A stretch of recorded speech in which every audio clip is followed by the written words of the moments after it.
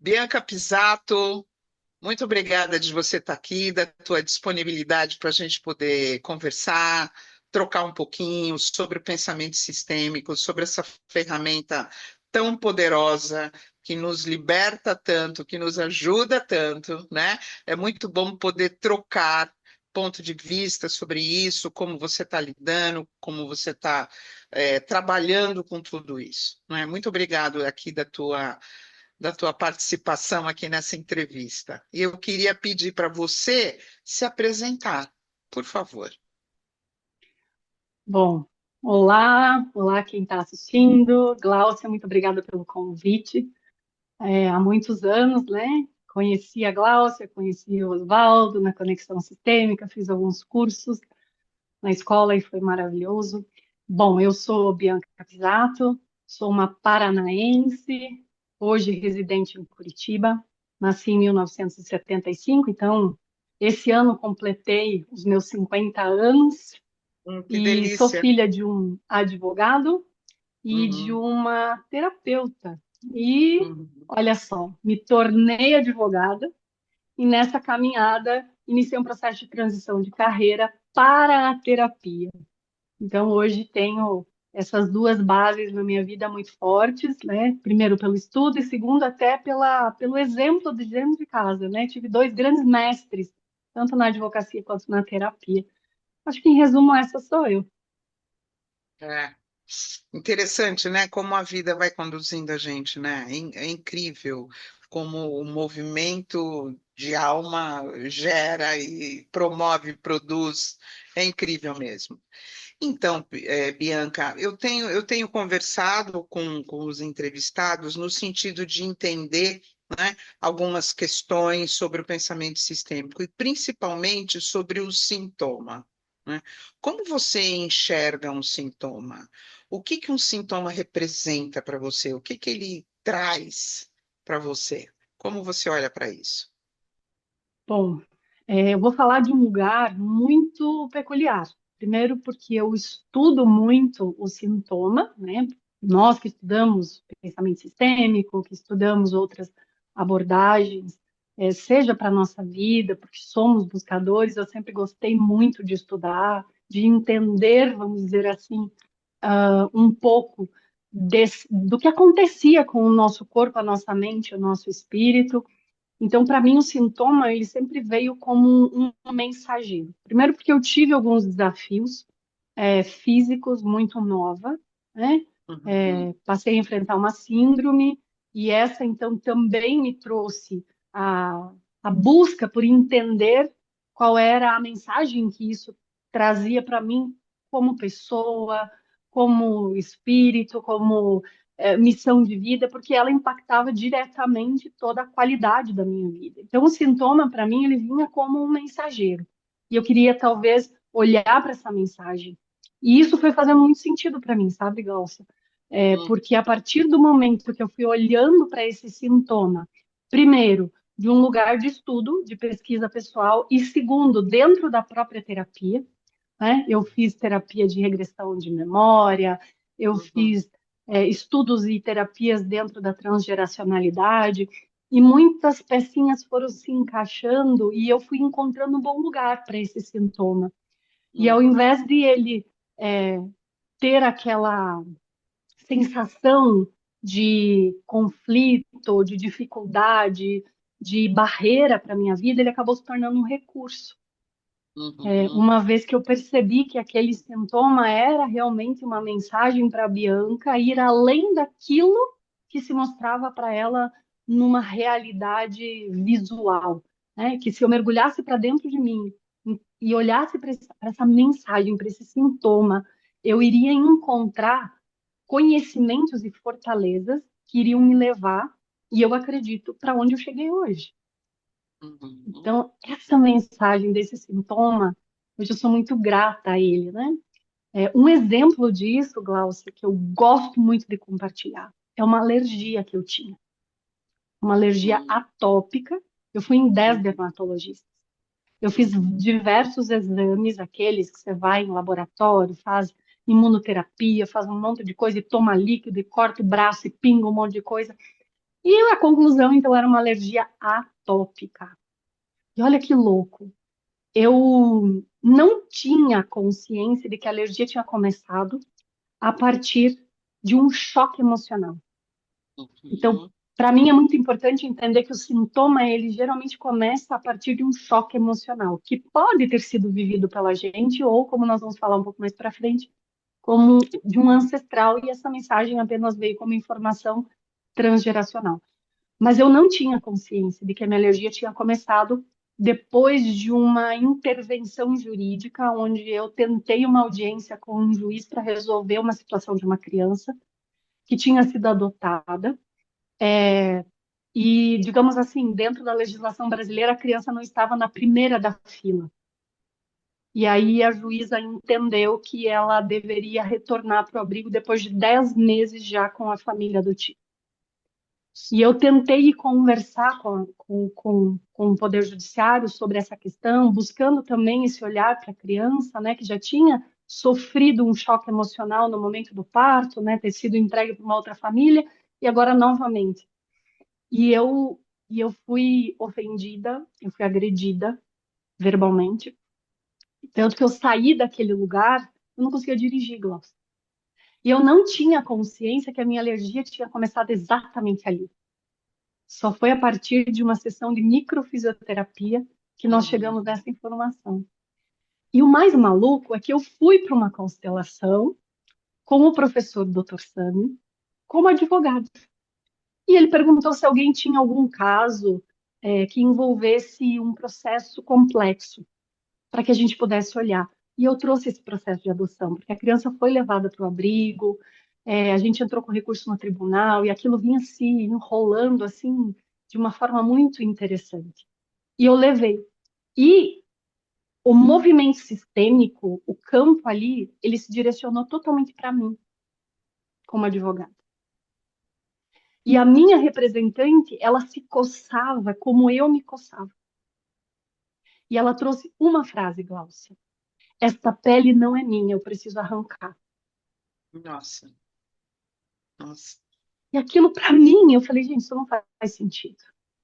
E fizemos alguns movimentos ali, inclusive foi perguntado se havia casos de adoção na minha família, porque o caso era de adoção e o processo seguia diretamente, a constelação seguia diretamente comigo, era uma informação, um sintoma. Eu disse que não fazia sentido algum para mim essa informação. Quando eu voltei para minha família e trouxe a questão para meu pai, para minha mãe, não, e não, e não. Um tempo depois, a minha mãe disse: olha, conversa com o teu pai, porque eu acho que tem uma história aí. Eu fui no meu pai, o segredo, né? Não vou falar sobre isso, mas conversa com o seu tio.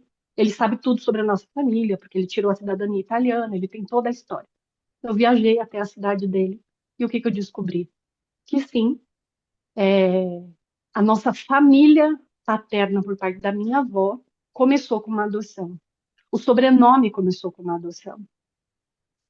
O meu trisavô foi abandonado em uma roda em Veneza e foi adotado. E poucas pessoas sabem disso. E aí o meu tio quis saber por quê. Por que eu estava indo atrás disso? E eu disse para ele que eu tinha olhado para isso através do pensamento sistêmico das constelações por conta de uma alergia.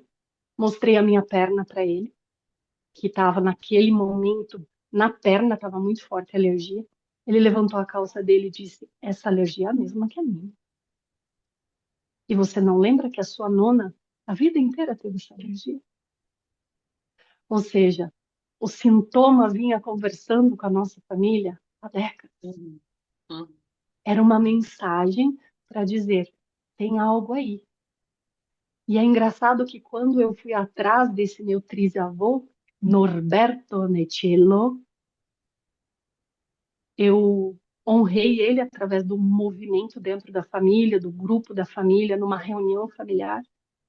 E hoje a minha alergia, ela cessou. De vez em quando, essa mensagem vem quando algo na minha vida tem relação com identidade. Quando alguém ou algo acontece que abala a minha identidade. Mais uma vez, como um mensageiro que diz: presta atenção, a sua identidade está sendo ferida. Olha que lindo. Acho que esse exemplo define muito bem o que, para mim, Bianca, significa sintoma. Com certeza, isso é a história da tua vida. E assim, todo mundo que entra nesse campo vem resolver alguma questão que a racionalidade não resolve. Então, não tem lógica racional, tem lógica sistêmica. Dentro da lógica sistêmica tem todo o sentido que se perpetue, né? Porque aquilo tem que ser incluído. Tem que ser reverenciado. E enquanto não é incluído e reverenciado, se perpetua nas gerações. É muito potente, né? Então, É, e aí eu também ia te perguntar, você já respondeu, mas eu acho que a gente pode esticar um pouco mais aqui, né? Como é que você enxerga, então, a inclusão da transgeracionalidade para você conseguir lidar com o sintoma? eu acho que a própria genética, né, e os estudos já mostram que boa parte das nossas doenças, elas têm um cunho transgeracional, né? Os médicos muitas vezes perguntam se você vai com um sintoma fazer uma consulta, se existe alguém na sua família, atual ou do passado, que já teve esse tipo de situação.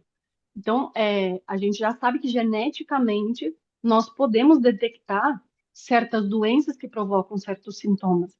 Agora, tem aqueles sintomas que eles são inconscientes, invisíveis às vezes, e eles não têm a gente fala no direito, né, um nexo causal claro. Ele é simplesmente um sintoma. Então, por exemplo, a, a minha alergia, né? Ela não foi definida como uma doença ou algo que pudesse existir dentro do sistema familiar, porque foi concluída como uma alergia tópica. Mas ela trazia uma informação transgeracional que foi passada de membro para membro. E eu fico imaginando, porque quando nós olhamos para a pele, né, Gláucia, a pele é o maior órgão do nosso corpo. E quando Uhum, nós estudamos dentro da biodecodagem, quando nós estudamos dentro da medicina germânica alguns sintomas, né? Eu gosto muito daquele livro do Fletch, que faz a correlação do sintoma com a emoção. A gente sabe que a pele, ela pode trazer indicação de questões de conflito, de afeto, de toque. Eu fico imaginando aquele bebezinho, o meu trisavô, sendo entregue logo depois de nascer numa roda. Qual o conflito da pele dele que não teve o toque da mãe, o abraço da mãe, o colo da mãe? Talvez até ele, já naquela época, desenvolveu alguma alergia. Isso eu não tenho como saber. Mas que essa informação, como sintoma, ela foi passando de geração em geração, e do que eu tenho constatação real, a minha avó tinha, o meu tio tinha, e eu tinha. E isso é transgeracional.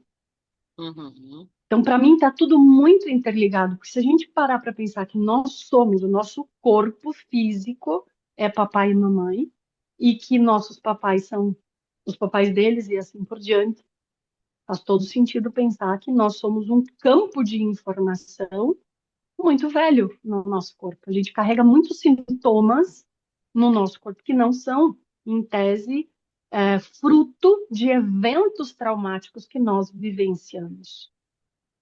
Mas esse choque emocional, esse choque biológico aconteceu com algum ancestral nosso e veio como uma informação que hoje ela só se mostra como um sintoma. Então, para mim, está tudo interligado, né? Pensamento sistêmico, sintoma, transgeracionalidade é um fio, uma coisa ligada uhum. à outra.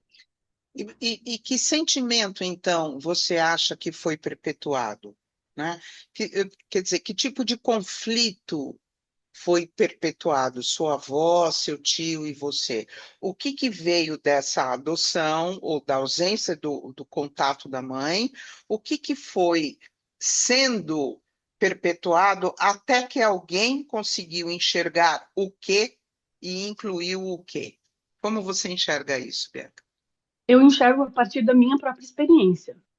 O que fica claro para mim é o pertencimento, a sensação de não pertencer e o abandono, de não de não ter esse direito dessa força de pertencer. Por quê? Esse choque biológico que eu tive naquele momento, que eu disse que eu fui agredida, foi porque justamente, como advogada, eu fui desqualificada. Entendi. Então é como se eu não Então, a pertencesse àquele desqualificação a é a desqualificação. desqualificação que vem sendo perpetuado. E Você ali não faz você fez, parte.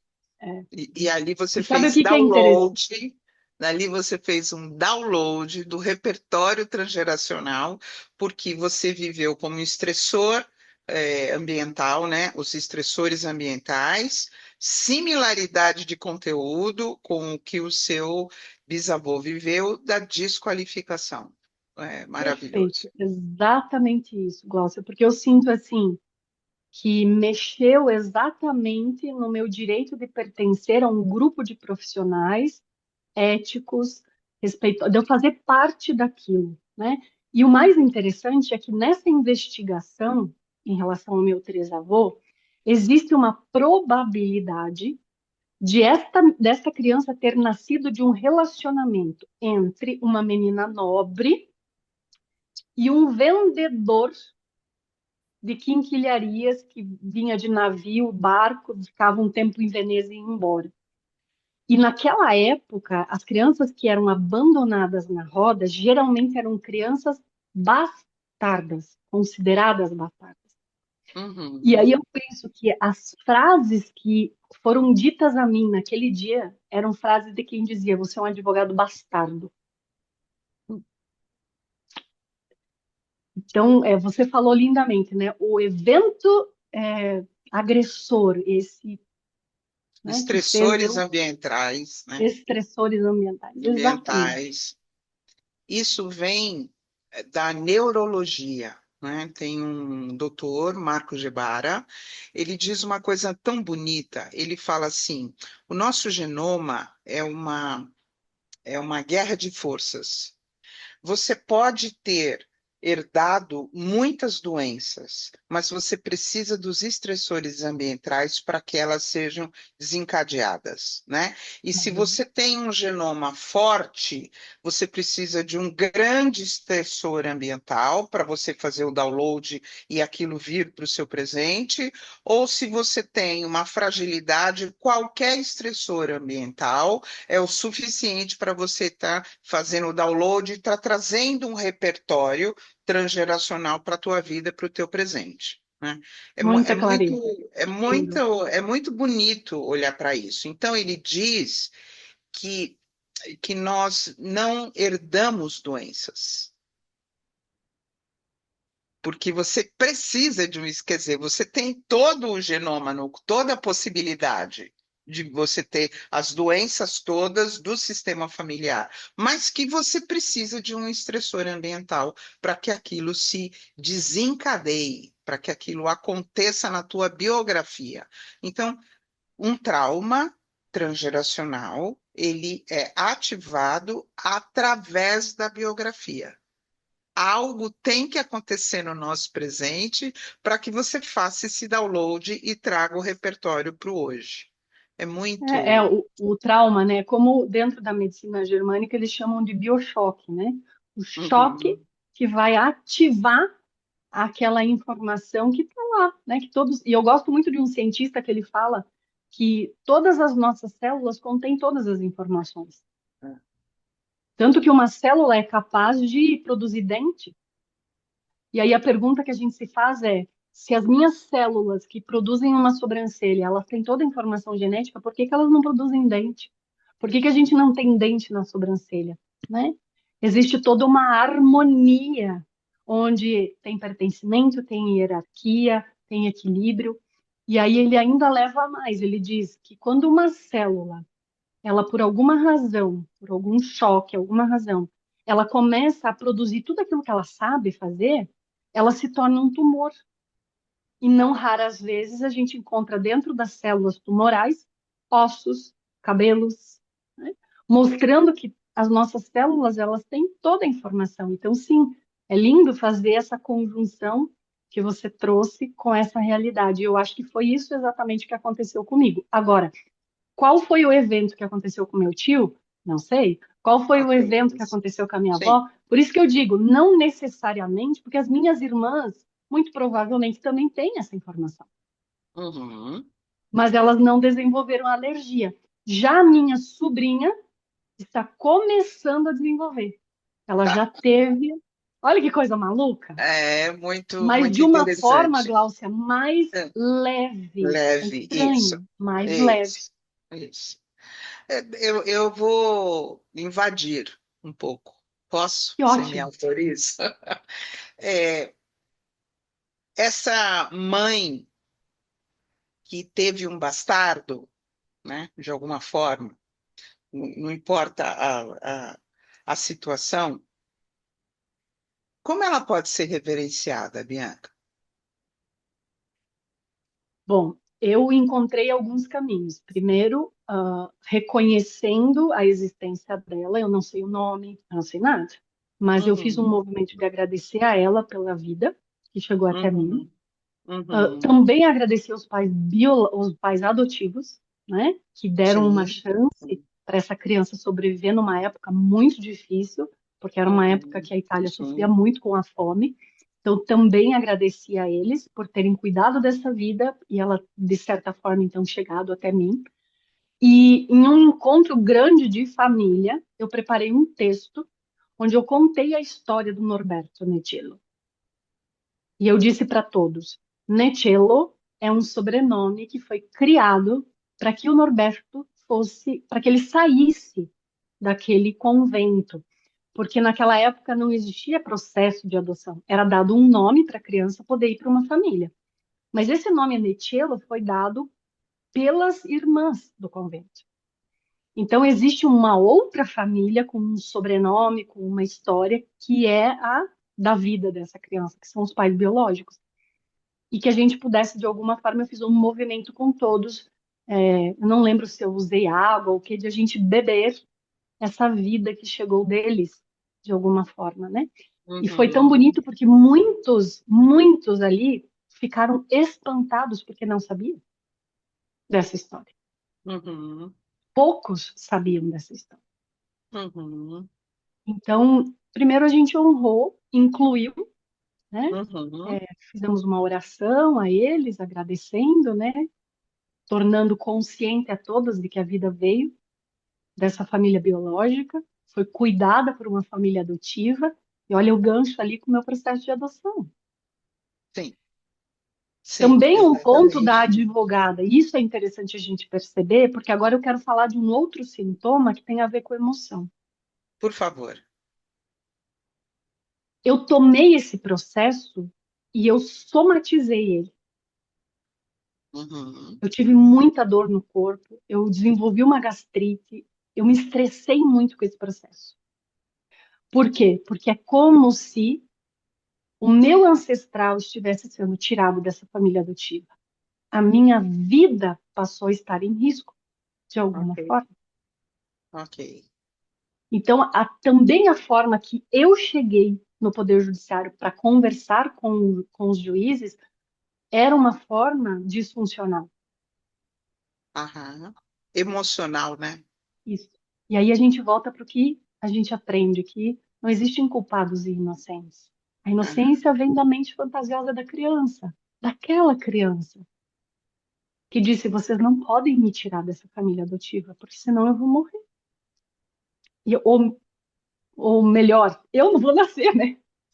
Então, é uma coisa tão louca. Eu fui tendo tantos insights, e eu passei, inclusive, a agradecer essa família que me contratou, essa criança que chegou até mim, esses juízes que, de alguma forma, me provocaram a ter um sintoma para que eu pudesse olhar. E esses eventos, Glaucia, também foram transformando a minha advocacia. Com certeza. Nada será como antes. Não, não foi. Bianca, desculpa aqui a minha. É que você foi contando, o campo foi se abrindo, né? E assim, me vem uma coisa em relação a essa mãe que Uhum, não pôde ter esse filho, porque a época não permitia, por isso ou por aquilo, né? Então, a vida está acima do bem e do mal, né? Uhum. É quase como se ela tivesse tido a coragem de viver o amor, o desejo, o prazer, a vida, e isso tem consequências, mas ela teve essa coragem de viver isso, né? E isso, a sensação é que poderia ser reverenciado. A coragem de viver o afeto, seja lá de que maneira for isso, né? Que lindo! Eu não É uma tinha sensação assim. parado para pensar isso. Isso também me traz um lugar que eu posso fazer algo muito bom com essa coragem, né? Isso, exatamente assim, né? Uhum. Exatamente isso. Quer dizer, a coragem de experimentar, a coragem de viver, apesar do não poder, né? Imagina naquela época o que tudo isso representava. Se Ah, hoje sim. ainda representa, imagina lá, né? E no fundo, ela teve coragem. Sim, E vamos contar graças à aí pelo menos coragem, 300 anos, né? 300 anos pelo lógico. menos. Então, e graças a essa coragem que ela teve, né, a vida chegou até a gente. Então, Chegou. também é uma forma de reverência.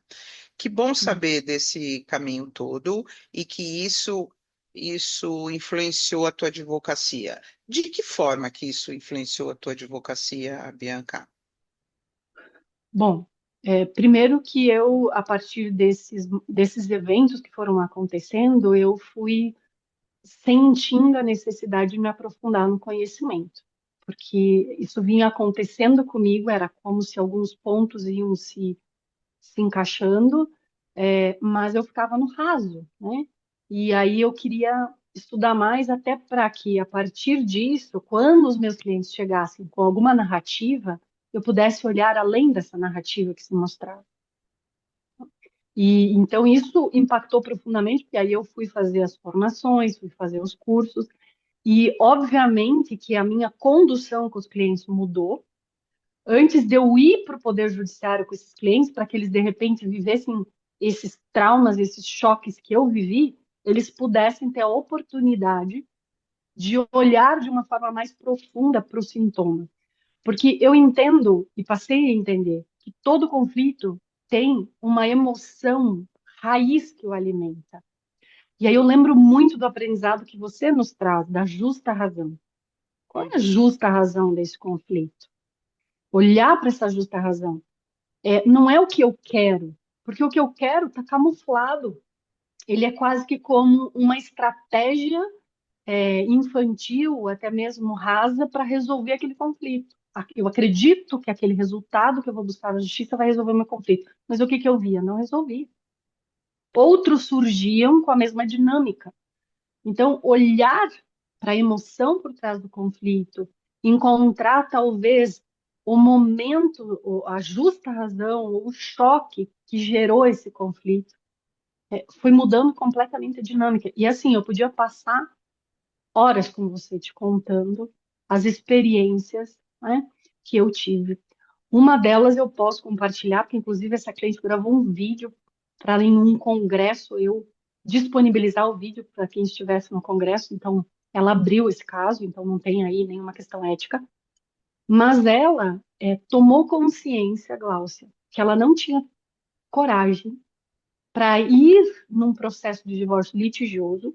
Ela queria o divórcio, mas não tinha a mínima possibilidade naquele momento desse casal encontrar um lugar seguro para fazer um consenso.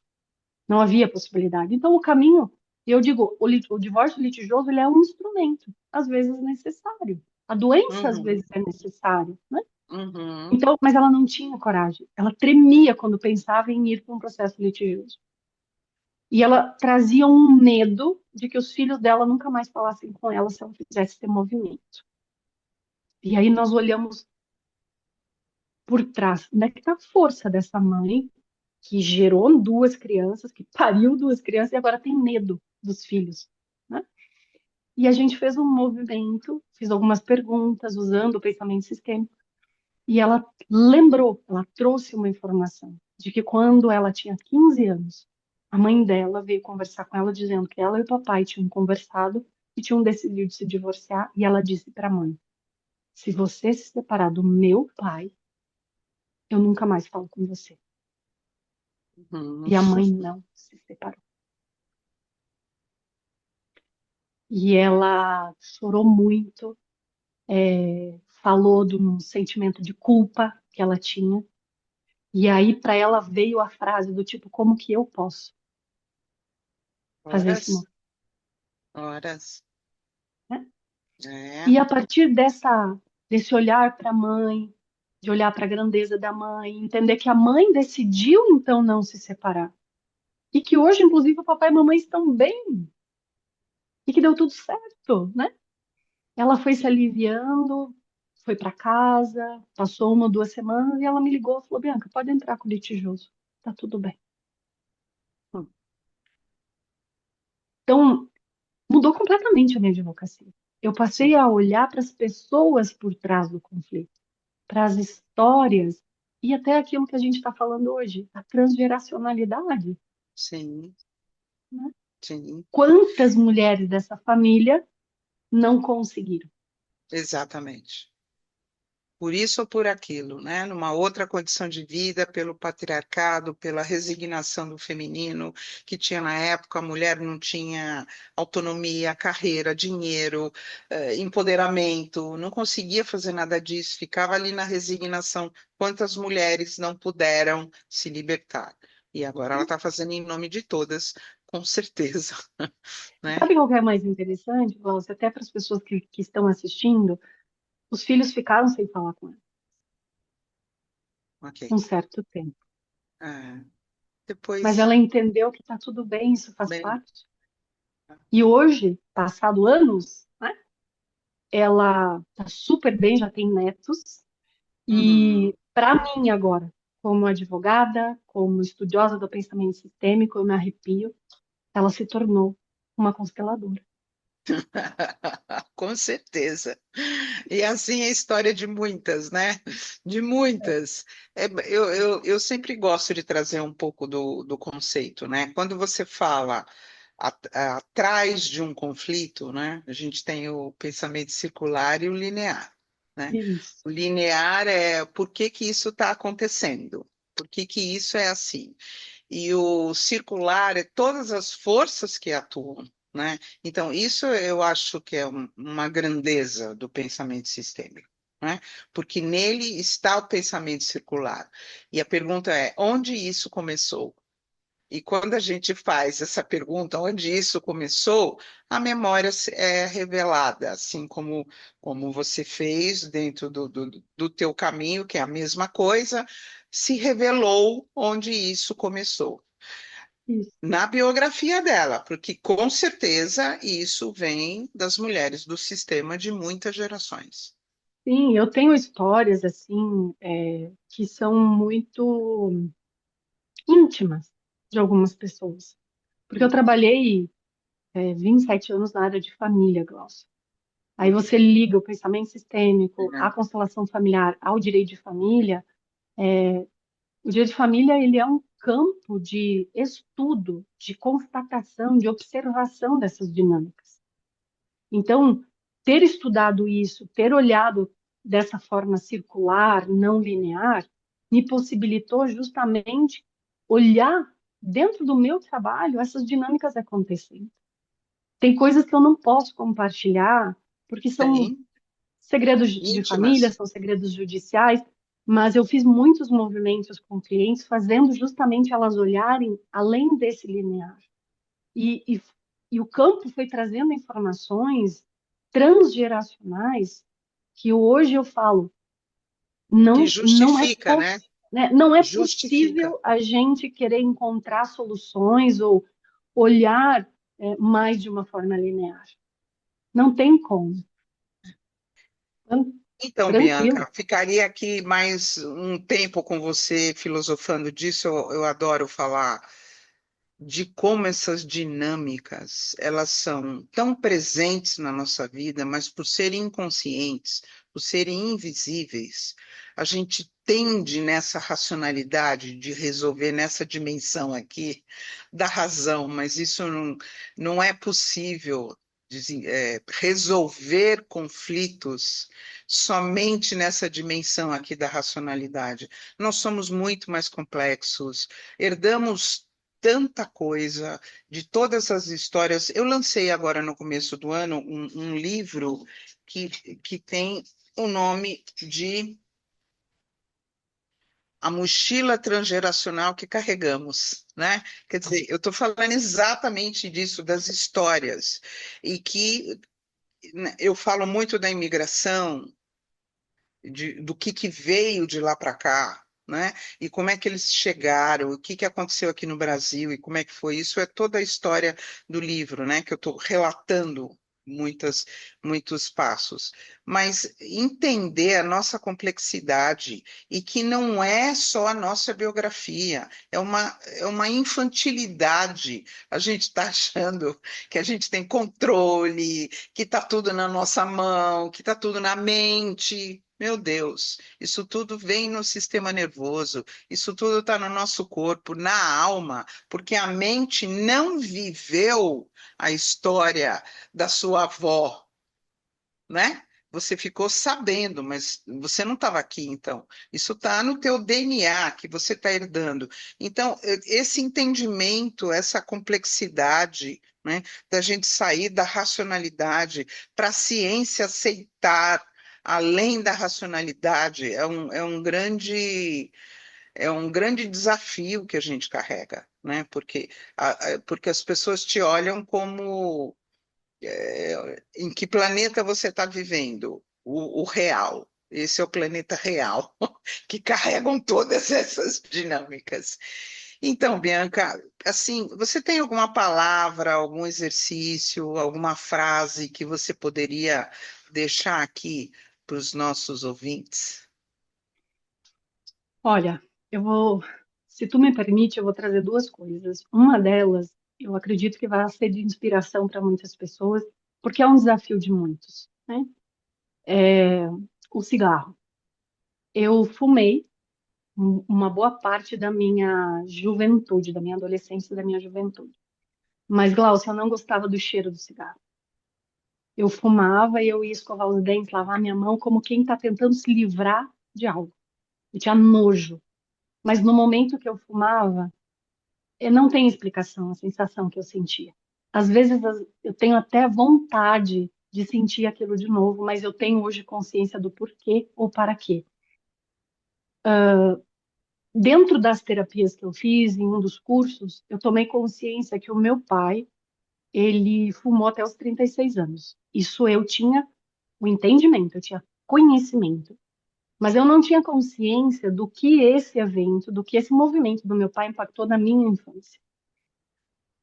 Quando eu tinha por volta de 2 para 3 anos, acho que até menos, o meu pai resolveu migrar de carreira, da contabilidade para a advocacia.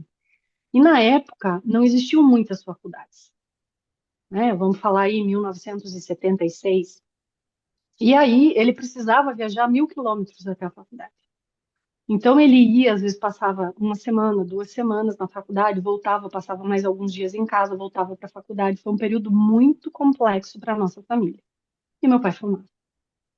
Quando ele chegava, ele tinha um escritório de contabilidade para dar conta junto com a minha mãe e muitos afazeres. Então ele chegava, a Bianquinha, morrendo de saudade, queria colo. E eu lembro que meu pai me dava colo. Ele sentava na cadeira do escritório para fazer as coisas dele, eu sentada no colo dele, mas ele fumava muito. Hum, E eu tomei consciência de que tudo que eu queria era ser aquele cigarro, porque ele tomava aquele cigarro. E eu uhum, sentia que ele não tomava a mim, mas eu só fui tendo consciência disso com o tempo. Então, fumar para mim era tomar o meu pai, entendo. me trazia esse aconchego. Quando eu tive consciência disso, eu não tive mais desejo de fumar. Foi uma coisa assim, é como se aquela necessidade, aquele vício, ele passasse a ter uma compreensão para minha mente. E isso foi fundamental no meu movimento de parar de fumar. Então, veja, até um vício, ele é transgeracional ou ele é Hum. ligado a um evento do passado. Outra coisa muito interessante é que, vamos lá, meu pai, por conta de toda essa dinâmica, sempre muito cansado, obviamente, né?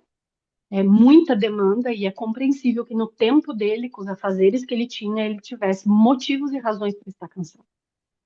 E ele falava muito essa frase: eu estou cansado. E ele fazia um ruído, ele fazia assim: como eu estou cansado.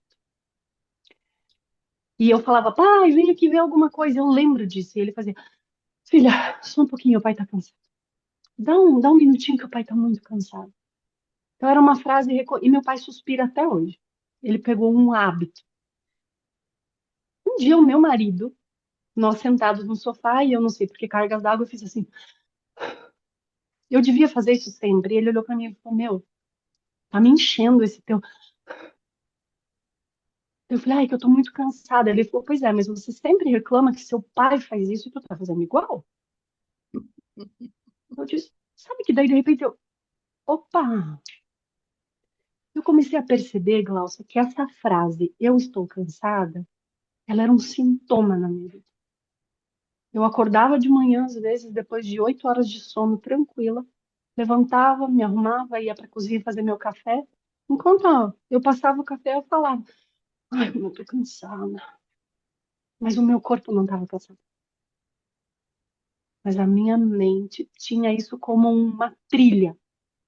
Um E eu repertório, né? comecei a fazer um exercício, e é isso que eu quero compartilhar com quem está ouvindo. Perceba que frase você tem um hábito de falar.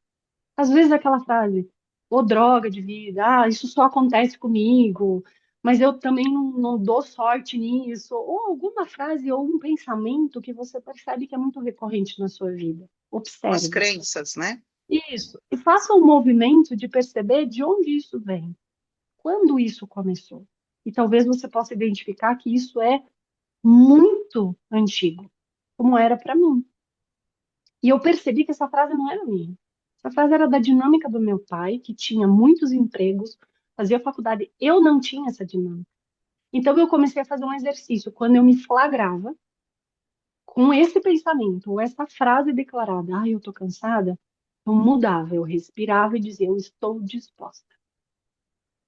Eu estou disposta. E eu vou dizer para você assim, que com essa consciência eu fui percebendo que, olha, eu falava essa frase inúmeras vezes por dia.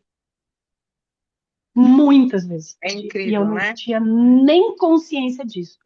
Então, que vocês que estão assistindo possam, de repente, encontrar uma frase ou um pensamento e verificar quando ela começou, de onde ela começou, ou se alguém da sua família também tem esse pensamento ou essa frase, e verificar se é possível para você, nesse tempo, trocar. Porque, como você falou dos nossos ancestrais, né? Eles tiveram que vir embora de um país para nunca mais olhar para os seus familiares, vir para um país estranho. Imagina quanta situação eles viveram. E que talvez nós carregamos de medos, de saudade, de revolta, não sei, que não pertence a nós. Porque a realidade deles era uma nossa. E aí hoje eu olho ao meu redor, quando vem a frase eu estou cansada, eu falo: Bianca, você não está fazendo faculdade a 1.000 quilômetros de distância, você não tem 2 filhos para criar, você não tem um escritório de contabilidade para dar conta. Tá tudo bem e você pode dizer que você está disposta. É um É isso. descondicionar, né? É um desprogramar algo que foi nosso repertório, né? E o que eu acho mais lindo disso tudo é a possibilidade da gente desenvolver individualidade, mas Isso. através do reconhecimento, da inclusão e da reverência, não da revolta e muito menos da negação. Isso não é negar, né? Isso é incluir, e é isso que vai gerar, então, a conquista da individualidade, da autonomia, de poder viver o sentido da sua vida e não o sentido da vida dele ou dela, da mãe, do pai, através do reconhecimento, da inclusão e da reverência. Isso, para mim, é o grande presente que a gente recebeu numa forma de criar individualidade, né? Então, isso é Sim. maravilhoso. É, inclusive agora você falando, veja.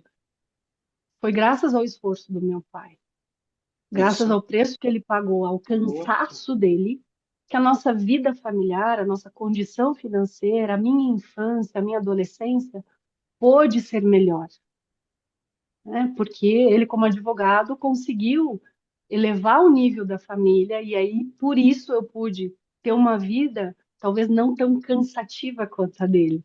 Então olhar para ele e dizer que bom, você sim tinha todas as razões, as justas razões para dizer estou cansada, mas eu não, eu só estava carregando uma mochila e agora eu posso te devolver, né? Esse conteúdo dessa mochila. E assim, quantos conteúdos a gente pode aos pouquinhos ir devolvendo a quem de direito com amor, que é o que a gente vai fazendo com esse conhecimento. Eu imagino que o teu livro deve ter muito recurso ali dentro para as pessoas poderem fazer esse movimento também.